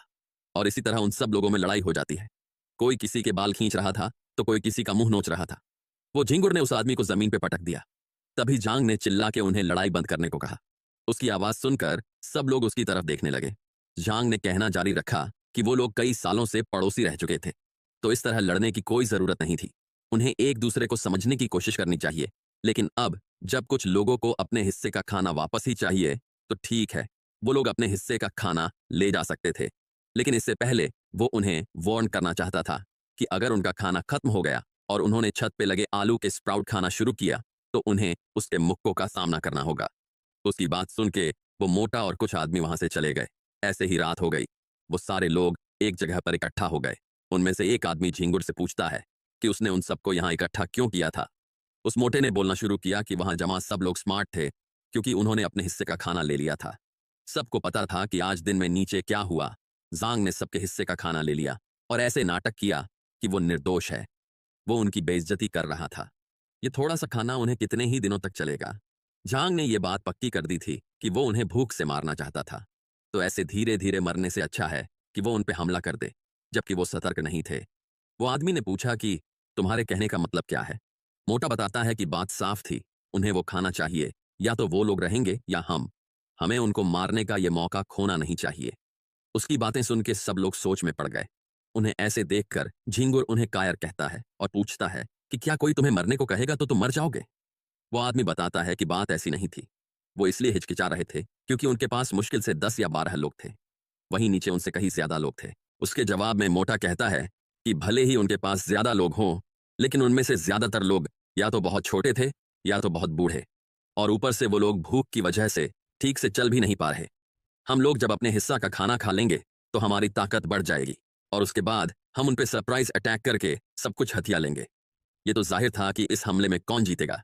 उसकी बात सुनके वो आदमी तैयार हो गया और कहने लगा कि उसने बिल्कुल सही बात कही, बिना लड़े मरने वाला मर्द मर्द नहीं हो सकता। दूसरे आदमी ने कहा कि जांग उन लोगों पे बेरहम था, इसलिए अब अगर हम उन पे बेरहमी करें तो उन्हें शिकायत नहीं होनी चाहिए, इसलिए मैं भी तैयार हूं। इस तरह एक के बाद एक सब लोग तैयार हो गए। उनमें से एक आदमी खड़ा होकर कहता है कि उसका पेट दर्द कर रहा था, इसलिए वो बाथरूम जा रहा था। लेकिन तभी अचानक झींगुर ने उसकी पीठ में चाकू गोप दिया और कहने लगा कि तुझे इस समय बाथरूम जाना है, तू पक्का हमारे प्लान की खबर जांग तक पहुंचाना चाहता है। सब लोग ये देखते ही रह गए और वो आदमी वहीं ढेर हो गया। फिर मोटा उस चाकू को चाटते हुए कहने लगा कि सब लोगों को अपनी लॉयल्टी प्रूफ करने के लिए इस बंदे को चाकू मारना होगा, और इसमें भी वो पहले वाला आदमी ही सबसे आगे था। उसने कहा कि वो इसके लिए तैयार था, और फिर उसने मोटे के हाथ से चाकू लेकर उस बंदे को मार दिया। ये देखकर वो झींगुर पागलों की तरह हंसने लगा। इसके बाद वो सब लोग अपना प्लान एग्जीक्यूट करने के लिए नीचे चले आए, और जाते ही उन्हें एक बच्ची मिल गई। वो झींगुर से कहती है कि देखो अंकल, मेरे पास फूल है। मोटा बोलता है कि तुम एक अच्छी बच्ची हो, लेकिन तुम गलत समय पे इस दुनिया में आ गई। और ऐसे ही उन्होंने एक के बाद एक सारे लोगों को मारना शुरू कर दिया। तभी जांग वहां आ गया। वो बहुत गुस्से में था और उसने हाथ में कुल्हाड़ी पकड़ी हुई थी। वो मोटे को कमीना कहते हुए भाग के उसकी तरफ जाने लगा। मोटा उसे मारने की कोशिश करता है, लेकिन जांग ने उसे डॉज कर लिया और उसके पेट में जोरदार लात दे मारी। तभी पीछे से दूसरा बंदा उस पर हमला करता है, लेकिन जांग उससे भी बच गया और उसने उस आदमी के सर में कुल्हाड़ी दे मारी। वो बंदा वहीं गिर के खत्म हो गया। ऐसे ही जांग ने कुछ और लोगों को भी मार गिराया। झींगुर के साथ साथ बाकी लोग भी ये देखकर डर गए।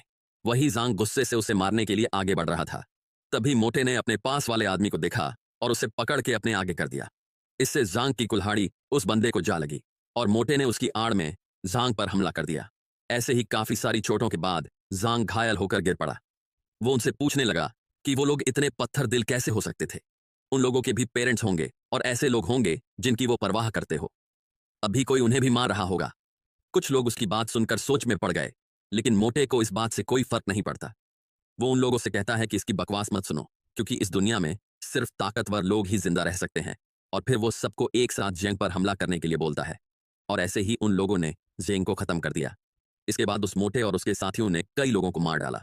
उन्होंने सारे छिपे हुए लोगों को भी पकड़ लिया, जिनमें मर्द औरत बूढ़े बच्चे सब थे, और उन्होंने उन लोगों को बिल्डिंग से नीचे फेंक दिया ज़ॉम्बीज का खाना बनने के लिए।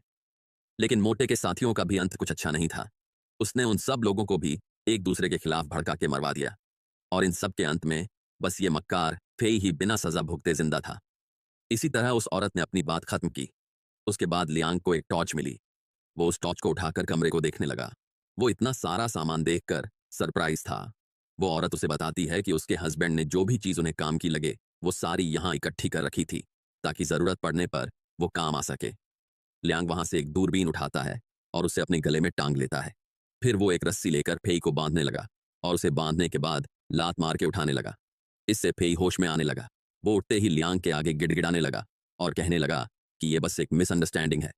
लियांग ने उसके बाल पकड़ के चाकू दिखाते हुए कहा कि अगर उसने अपनी जुबान बंद नहीं की तो वो उसे वहीं मार डालेगा।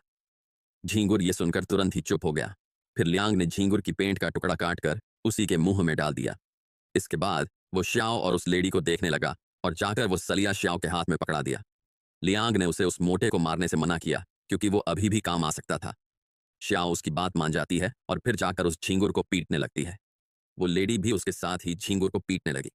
वही लियांग बैग को देखकर खुश हो रहा था। वो उस बैग में खाने पीने का सामान भरने लगा और साथ ही खुद भी उसे खाने लगा। इसके बाद वो दूरबीन लेकर खिड़की के पास चला आया। उसने पर्दा हटाया और दूरबीन की मदद से सामने की ओर देखने लगा। वो वहां किसी बिल्डिंग को देख रहा था, खासकर उसमें से एक घर को। वो घर देखकर उसकी आंखों में आंसू आ गए। तभी पीछे से श्याओ आकर उसे पानी देती है। लियांग उससे ग्लास लेकर पानी पीने लगा। श्याओ उससे पूछती है कि मिस्टर, क्या आप अपने घर को देख रहे थे? लियांग कहता है कि वो अपने नहीं बल्कि अपने पेरेंट्स के घर को देख रहा था। उसका उनसे क्वारंटाइन के बाद कोई संपर्क नहीं हुआ, इसलिए उसे नहीं पता कि वो अभी कैसे हालात में है। फिर श्याओ पूछती है कि क्या आप अपने पेरेंट्स के पास जाने का प्लान बना रहे हो? उसकी बात सुनकर लियांग ने दुखी होकर अपना मुंह नीचे कर लिया और कहने लगा कि नहीं, वो अपने पेरेंट्स के घर नहीं जा रहा, क्योंकि उसकी बेटी अभी घर पर थी और उसे खाना और पानी की जरूरत थी, तो अभी वो वापस अपने घर जाएगा। तभी अचानक शाओ लियांग के पीछे देखकर अपनी मां को ऐसा करने से मना करने लगी। यह सुनकर लियांग भी साइड हट गया, जिस वजह से उस औरत का निशाना चूक जाता है। लियांग उसकी गर्दन पकड़ लेता है और अपना चाकू उसे मारने के लिए उठाता है। यह देखकर उस औरत ने डर से अपनी आंखें बंद कर लीं। शाओ भी रोते हुए लियांग से ऐसा ना करने को कहती है। उसकी बात सुनकर पहले तो लियांग थोड़ा हिचकिचाता है, पर फिर उसने उस औरत को छोड़ ही दिया। वो कहने लगा कि अब जबकि कोई कानून नहीं रहा, तो उसे समझ नहीं आ रहा था कि ज़ॉम्बीज़ ज्यादा खतरनाक हैं या इंसान। यह सुनकर उस औरत ने सलिया छोड़ दिया और रोने लगी। वो अपने मुंह पर हाथ रखकर रोए ही जा रही थी। वो बोलती है कि उसे यकीन नहीं करना था कि इस दुनिया में अभी भी अच्छे लोग बचे थे और वो उन्हें कुछ नुकसान नहीं पहुंचाएगा। उसके हस्बैंड ने लोगों पर बहुत यकीन किया, जिसकी कीमत उन्हें अपनी जान से चुकानी पड़ी और उसे भी काफी कुछ झेलना पड़ा। जांग ने उससे उनकी बेटी का ख्याल रखने को बोला था, लेकिन उसके जैसी कमजोर औरत ऐसे हालातों का सामना कैसे कर सकती है। उसकी बात सुनकर लियांग सोच में पड़ गया और फिर कहने लगा कि जितने भी लोग अब तक जिंदा थे, उन सब ने काफी ज्यादा तकलीफें सही थीं। भूख और जीने की चाह के आगे इंसानियत कमजोर पड़ जाती है, लेकिन उनके पास फिर भी चुनने का हक था। उसने भी पहले उन दोनों को मारने का सोचा था, लेकिन उसने उन पर यकीन किया, जिसकी उसे अभी लगभग बड़ी कीमत चुकानी पड़ी। लेकिन फिर भी उसे इस बात का कोई अफसोस नहीं। अगर ऐसी मौत से भरी दुनिया में वो अपने दिल को सूरज की रोशनी से नहीं नहलाएंगे, तो जिंदा होने के बावजूद भी उन बाहर घूम रहे ज़ॉम्बीज़ और उनमें क्या ही अंतर रह जाएगा। उसके हस्बैंड ने भी कुछ ऐसा ही सोचा होगा, इसीलिए उन्होंने यकीन किया। लियांग की बात सुन के वो औरत और भी ज्यादा रोने लगी और श्याओ को गले लगा के पुराने पल याद करने लगी। तभी अचानक कहीं से गोली चलने की आवाज आई। उसे सुन लियांग भाग के खिड़की के पास आ गया। वो दूरबीन की मदद से आवाज की डायरेक्शन में देखने लगा। वही सामने वाली बिल्डिंग पे लोग भाले और गोलियां चलाते हुए एक दूसरे को मरने को बोल रहे थे। तभी कोई आदमी खड़ा होके अजीब सी गन से गोली चलाने लगा। उसके पीछे और भी बंदे हथियार लिए सीढ़ी पे चढ़ रहे थे। उन सबकी आंखें लाल थीं।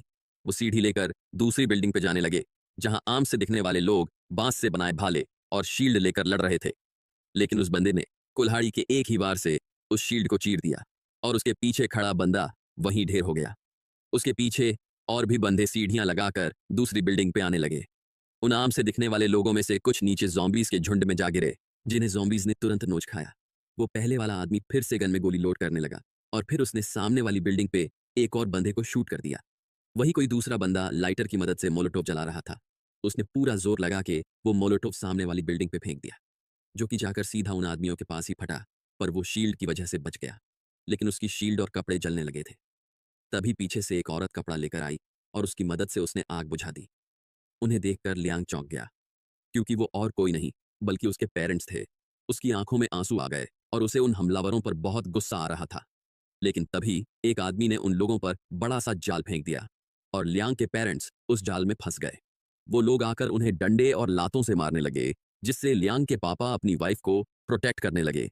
ये सब देखकर लियांग ने गुस्से के मारे अपने दांत पीस लिए। उन लोगों ने दूसरी बिल्डिंग पे सबको बंदी बना लिया था। तभी वहां पर कोई लाल कोट पहने आदमी आ गया, जो कि उनका बॉस लग रहा था। उसने अपने चेहरे पर मास्क लगा रखा था। वो लोग बिल्डिंग्स के बीच में रस्सी बांधकर लोगों को उससे लटका के दूसरी तरफ भेज रहे थे और दूसरी तरफ कुछ लोग उन्हें पकड़कर नीचे ले जा रहे थे। लियांग ये देख के गुस्से और डर के मारे कांप रहा था। वो लेडी उससे पूछती है कि क्या उसके पेरेंट्स वहां थे, क्या वहां पर लोग खाने के लिए लड़ रहे थे। लियांग बताता है कि वो लोग इंसानों को पकड़ रहे थे। उसकी बात सुनकर वो औरत चौंक गई और पूछने लगी कि क्या इसका मतलब वो लोग कैनिबल्स थे। वही लियांग ने अपना मन बना लिया था। वो केयर से माफी मांगता है, क्योंकि उसे अब घर जाने में थोड़ा और टाइम लगेगा। और इतना बोल के वो अपना बैग उठाने लगा। वो लेडी उससे पूछने लगी कि क्या वो सही में अपने पेरेंट्स के पास जा रहा था, क्योंकि वहां पर बहुत सारे लोग थे और ऐसे जाकर वो बस अपनी जान जोखिम में डाल रहा था। लियांग कहने लगा कि उसे ये तो नहीं पता कि वो मरेगा कि नहीं, लेकिन उसे इतना जरूर पता था कि अगर वो नहीं गया तो उसके पेरेंट्स को मार दिया जाएगा। उसकी बात सुन के उस लेडी को लियांग में अपने हस्बैंड की छवि दिखती है। वो रोते हुए सोचने लगती है कि उन दोनों की सोच कितनी ज्यादा मिलती थी। लियांग नीचे सामान वाले रूम में जाके आगे का प्लान बनाने लगा। उसे वहां कोने में कुछ सिलेंडर पड़े दिखे। फिर उसने अपने हाथ में एक नेल गन उठा ली। इसके बाद उसने सिजर की मदद से सिलेंडर की पाइप काट दी और उसे नेल गन में लगा के फिट कर दिया। फिर उसने उसके अंदर काफी सारी नेल्स लॉक कर दी और सिलेंडर का वॉल्व चालू कर दिया। जब उसने नेल गन चलाकर देखी तो वो नेल सीधा लकड़ी के आर पार हो गई। इसके बाद वो आरी से एक पाइप काटने लगा। ये करते हुए उसे अपने पास्ट की याद आ गई। एक दिन जब लियांग स्कूल जा रहा था तो उसके पापा उसे बुलाने लगे। वो उसकी आंख पर लगी चोट को देख रहे थे। लियांग ने पूछा कि क्या हुआ, लेकिन तभी उन्होंने उसका हाथ पकड़ लिया। वो उसे गौर से देख रहे थे, लेकिन उन्हें उसके हाथ पर कोई चोट नहीं दिखी। ये देखकर उन्होंने लियांग से कहा कि कोई बस खड़े खड़े पेशाब कर पाने से मर्द नहीं बन जाता। मर्द को हमेशा जिम्मेदार और बहादुर होना चाहिए। तुम किसी से लड़ाई में हार सकते हो, लेकिन जब तुम्हें कोई मारे तो तुम्हें उसका डटकर सामना करना चाहिए। उनकी बात सुनकर लियांग सोच में पड़ गया और उसने कुछ डिसीजन लेकर ठीक है कहा। ऐसे ही दिन बीत गया और शाम को वो घर आ गया। उसकी माँ ने उसे जल्दी से हाथ मुंह धुलने को कहा, क्योंकि खाने का टाइम हो चुका था। खाने की टेबल पर उसने पूछा कि बड़ा भाई और बहन कहाँ हैं। तो उसकी माँ ने बताया कि उसकी बहन अपनी दोस्त के घर गई थी और उसका भाई अभी स्कूल में नाइट सेल्फ लर्निंग कर रहा था। तभी उनकी नज़र उसके चेहरे के घाव पर गई और उन्होंने लियांग से पूछा कि क्या उसने किसी से लड़ाई की थी। तो लियांग बताता है कि नहीं, वो तो उसे स्कूल में बास्केटबॉल खेलते हुए थोड़ी चोट लग गई। उसकी माँ उसे डांटते हुए कहने लगी कि थोड़ा संभल कर खेला करो, लेकिन हमें दिखता है कि उसके हाथों पर भी चोट लगी थी। उसे देखकर उसके पापा मन ही मन मुस्कुराने लगे। अगले दिन हमें लियांग का स्कूल दिखाई दिया। वहां पर कोई बच्चा जिसके की मुंह पर पट्टियां लगी थीं, वो 3 आदमियों के साथ खड़ा था। वो लियांग की तरफ इशारा करके अपने पापा से कहने लगा कि यही था जिसने उसे मारा था। जवाब में लियांग कहता है कि आपके बेटे ने मेरे पैसे चुराए थे और मुझे मारा भी था। तभी उस बच्चे का बाप गुस्से में बोलने लगा कि चुप हो जा बदमाश कहीं के, तुझे देखकर ही लगता है कि तू निकम्मा होगा। लगता है तेरे बाप ने तुझे कुछ सिखाया नहीं। आज मैं तुझे उनकी जगह सबक सिखाऊंगा। तभी अचानक वहां लियांग के पापा आ गए और कहने लगे कि उसकी कोई जरूरत नहीं है, मैं ही इसका बाप हूं और हम नहीं चाहते कि तुम हमारे काम में अपनी नाक घुसाओ। उन्हें वहां देखकर लियांग भी चौंक गया। वो आदमी बोलने लगा कि अच्छा तो तुम ही हो जो अपने बेटे को बिगाड़ रहे हो। आज हम तुम दोनों को सबक सिखाएंगे। और इतना कहकर उसने अपने पीछे खड़े लोगों को उन पर हमला करने के लिए कहा। उसका ऑर्डर सुनकर पीछे खड़ा गार्ड और दूसरा आदमी उन पर हमला करने के लिए आगे बढ़ने लगे, लेकिन लियांग के पापा ने उसका पंच डॉज करके उस गार्ड के मुंह पर जोरदार मुक्का जड़ दिया और फिर नीचे झुककर दूसरे आदमी का वार भी डॉज कर लिया। इसके बाद उन्होंने तुरंत ऊपर उठकर उसके मुंह पर भी एक मुक्का जड़ दिया। वो आदमी ये सब देखकर चौंक गया, लेकिन जल्द ही उसके मुंह पर भी जोरदार मुक्का पड़ा। उन सभी को पीटकर वो लियांग के साथ वहां से घर जाने लगे। रास्ते में लियांग पूछने लगा कि पापा, आप इतना अच्छा कैसे लड़ लेते हो? क्या आप मुझे भी बॉक्सिंग सिखाओगे? तो उन्होंने बताया कि वो किसी टाइम पे प्रोविंशियल बॉक्सिंग टीम के मेंबर थे।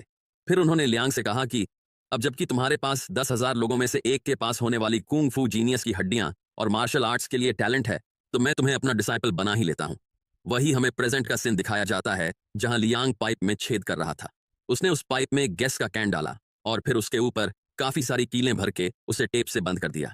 वो जब अपना बैग पैक कर रहा था तो पीछे से वो लेडी जैकेट लेकर आ गई। वो उसे कहती है कि ये उसके हस्बैंड के कपड़े थे। उन दोनों की कद काठी काफी हद तक समान थी, इसलिए ये कपड़े उसे हो जाएंगे। लियांग ने उस जैकेट को पहनते हुए थैंक्स बोला। तभी वो औरत पूछने लगी कि क्या उसके पास कोई प्लान है। तो लियांग बताता है कि वो वहां तक इन बाहर लगे केबल्स पे रेंगते हुए जाएगा और बाकी सब किस्मत पे था। इसके बाद उसने कटर की मदद से खिड़की का ताला तोड़ दिया और फेई को लेकर बाहर लगे बिलबोर्ड पे उतर गया। फेई कांपते हुए कुछ बोलने की कोशिश कर रहा था। उन्हें देखकर नीचे काफी सारे ज़ॉम्बीज भी इकट्ठा हो गए। तभी लियांग ने फेई को पीछे से लात मार दी और वो रोते हुए नीचे गिरने लगा। उसके नीचे गिरते ही सारे ज़ॉम्बीज उस पर टूट पड़े और ये मौका पाकर लियांग ने केबल्स पे रेंगना शुरू कर दिया। कुछ ज़ॉम्बीज फेई का हाथ तोड़कर खा रहे थे तो कुछ उसका पैर, और ऐसे ही फेई का भी यहाँ खात्मा हो जाता है। वही भागते हुए ज़ॉम्बीज के ऊपर लियांग आराम से केबल्स पे रेंग रहा था। ऐसे ही रेंगते रेंगते वो उस बिल्डिंग तक पहुंच ही गया। श्याओ और उसकी माँ दूर से ये देख रहे थे। श्याओ कहती है कि माँ, वो मिस्टर तो बहुत ही अमेजिंग है। उसकी माँ कहती है कि वो बात तो है, लेकिन उससे कुछ फर्क नहीं पड़ता क्योंकि अब वो उनके हाथों से मारा जाएगा। वो इतने सारे लोगों से अकेले नहीं जीत सकता। ऊपर से बुरी बात तो ये है कि उसकी बच्ची अभी भी उसके वापस लौटने का वेट कर रही है। श्याओ रोते हुए कहती है कि नहीं, मुझे पक्का यकीन है कि मिस्टर वापस जरूर आएंगे। उसकी बात सुन वो उसे मुस्कुराते हुए देखने लगी। वहीं लियांग उस बिल्डिंग की खिड़की के बाहर बैठा सेकंड्स गिन रहा था। जैसे ही 1 मिनट कंप्लीट हुआ, वो सीधा खिड़की के अंदर घुस गया। उसने अपनी आंखें खोली और नेल गन लेके रेडी हो गया। उस कमरे में चारों तरफ खून के धब्बे थे। वहां बेड पे एक औरत की बॉडी भी पड़ी थी जिस पर वो ज्यादा ध्यान नहीं देता। उसने पास ही के टेबल से एक ग्लास उठाया और उसे दीवार पे लगाकर सुनने की कोशिश करने लगा। जब उसे कोई आवाज नहीं आई तो वो दरवाजा खोलकर आगे बढ़ने लगा। उस दरवाजे से बाहर सीढ़ियों तक खून से घसीटने के निशान बने हुए थे। दीवारों पे भी खून के धब्बे थे। उसने अपनी नेल गन ताने आगे बढ़ना जारी रखा। वहां सीढ़ियों में कुछ बॉडी पार्ट्स से भरे बैग्स भी पड़े थे। उसने ऊपर देखा तो उसे कुछ रोशनी दिखाई दी। उसने पास जाकर देखा तो उसे कमरे के अंदर कुछ लोग दिखाई दिए। वो उनकी बातें सुन के अंदाजा लगाने लगा कि टोटल कितने आदमी थे। उसे पता चला कि अंदर 3 लोग थे। अंदर से एक आदमी कहता है कि आज तो मेन बिल्डिंग वाले पक्का पार्टी मना रहे होंगे। वो लोग पक्का दारू और औरतों के साथ मजे कर रहे होंगे। दूसरा आदमी कहता है कि ये तो बिल्कुल भी फेयर नहीं था, क्योंकि वो लोग कॉम्बैट इंजीनियर की टीम होकर हर बार इतना सारा काम करते थे, लेकिन फिर भी उन्हें कुछ अच्छा नहीं मिलता था। उसकी बात सुन के तीसरे आदमी ने उसके सर पे मारा। वो पूछने लगा कि साले मार क्यों रहा है। तो वो आदमी बताने लगा कि तुझे बस बातें करनी होती है। आज के हमले में असॉल्ट टीम के 3 लोग मारे गए, और तुम्हें पता है कि जो लोग ज्यादा घायल हुए हैं उनके साथ क्या होने वाला है। क्या तुम ये चाहते हो कि मैं बॉस से बात करके तुम्हें असॉल्ट टीम में भेज दूं?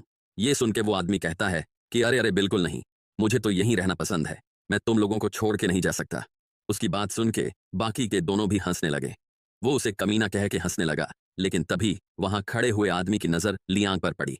पर वो कुछ कर पाए उससे पहले ही लियांग ने अपनी नेल गन से उसके सर और छाती में नेल्स मार दी।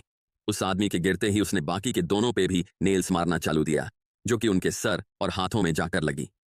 उनका ध्यान भटका हुआ पाकर उसने अपना चाकू सीधा उसके गले पे मार दिया। तभी वो पहले आदमी ने गुस्से से हथौड़ा उठा लिया और चिल्लाते हुए उसको मारने आने लगा, लेकिन तभी लियांग ने अपने चाकू से उसका वार रोक लिया और नेल गन उसके मुंह में डाल के चला दी, और फिर उसने चाकू से उसे भी मार दिया। अब तीसरा बंदा अपने जान की भीख मांगने लगा, लेकिन लियांग ने उसे भी खत्म कर दिया। इसके बाद वो कमरा चेक करने लगा, और तभी उसकी नजर वहां रखे चौथे ग्लास पर गई। उसे देख वो चौकन्ना हो गया और उसने अपनी नेल गन कबर्ड की ओर तान दी। वो कहने लगा कि जो भी अंदर हो वो बाहर आ जाए। तभी अंदर से एक बच्चा बाहर निकला। बाहर निकलते ही वो अपने घुटनों के बल बैठ गया और बोलने लगा कि अगर मुझे मारना ही है तो गन से मारो प्लीज, चाकू से मत मारना। लियांग उससे पूछता है कि अभी तुम लोगों ने जिनको बंदी बनाया वो लोग कहां पर है, उनको कहां कैद कर रखा है। वो लड़का उसे बताता है कि छत पे एक ब्रिज है जो कि मेन बिल्डिंग से कनेक्ट होता है। वो लोग वहीं दूसरी मंजिल पर कैद हैं। उसे जवाब पाकर लियांग ने उसके सर पे गन तान दी और पूछने लगा कि उसकी एज क्या है। वो लड़का बताता है कि 14 साल। ये सुन लियांग सोच में पड़ गया और फिर उसे बांधने लगा। उसे ऐसा करते देख उस लड़के ने पूछा कि वो उसे मार क्यों नहीं रहा। उसकी बात सुन के लियांग कहता है कि जिंदा रहने के लिए अपनी पूरी कोशिश करना गलत नहीं है, लेकिन उसे कभी भी अपनी इंसानियत नहीं छोड़नी चाहिए। अब तुम अपने खुद के हाल पे हो। इतना कह के वो निकल पड़ा। वो सीढ़ियों से ऊपर की तरफ जाने लगा, लेकिन वो हाथ में नेल गन पकड़े हुए बहुत ही सतर्क होकर आगे बढ़ रहा था। वो दरवाजे की आड़ में खड़े होकर देखने लगा, पर उसे वहां कोई नहीं दिखा। इसलिए वो बाहर निकल के अपनी गन ताने इधर उधर देखने लगा। वहीं श्याओ, जो कि ये सब दूर से देख रही थी, वो बोलती है कि मम्मी, वो मिस्टर छत तक पहुंच गए, और उसकी माँ भी उसकी बात में हामी भरने लगी। लियांग छुपते छुपाते आगे बढ़ने लगा। थोड़ा आगे जाकर उसे वो ब्रिज दिखाई दिया। तभी उसे वहां किसी के रोने की आवाज आने लगी। उसने उस तरफ देखा तो उसे कोई आदमी दिखा। उसने जाकर उसके सर पे नेल गन तान दी, पर वो आदमी अभी भी रो रहा था। वो कहता है कि मुझे परेशान मत करो, मुझे रोने दो, मुझे मेरे बच्चे की याद आ रही है। लेकिन तभी वो लियांग को देखकर चौंक गया और उसे समझ आया कि ये उसका साथी नहीं बल्कि कोई और था। वो अपना हथियार निकल के चिल्लाते हुए पूछता है कि साले तू है कौन। लेकिन लियांग ने उसे बिना कोई मौका दिए नेल गन से मार दिया।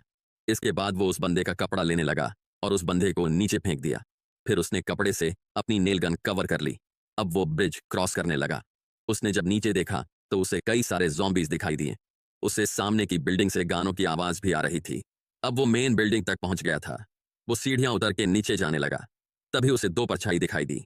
वो आराम से उनकी तरफ बढ़ने लगा। उसने अपनी नेल गन रेडी करके रखी थी, लेकिन वो दोनों उसे नहीं पहचान पाए और लियांग उनके पास से निकल आया। वो दोनों अभी भी अपनी बातों में लगे हुए थे, जिसे देख उसकी सांस में सांस आई। अंदर कई सारे लोग गाने और लाइटों के बीच मजे कर रहे थे। वहां एक जनरेटर रखा हुआ था, जिसकी मदद से काफी लोग अपना मोबाइल चार्ज करते हुए गेम खेल रहे थे। तो इस पार्ट को अब हम यही खत्म करते हैं। अगर आप इस झिंगुर के लिए कुछ शब्द लिखना चाहते हो, या फिर आपके पास मेरी फ्यूचर वीडियोस के लिए कोई सजेशन है, तो आप नीचे कमेंट सेक्शन का यूज कर सकते हैं। और क्या लियांग अकेले इतने सारे लोगों के बीच अपने पेरेंट्स को बचा पाएगा या नहीं, ये जानने के लिए इस चैनल को सब्सक्राइब करके बेल आइकॉन दबा दें, ताकि इस कहानी का नेक्स्ट पार्ट आपसे मिस ना हो।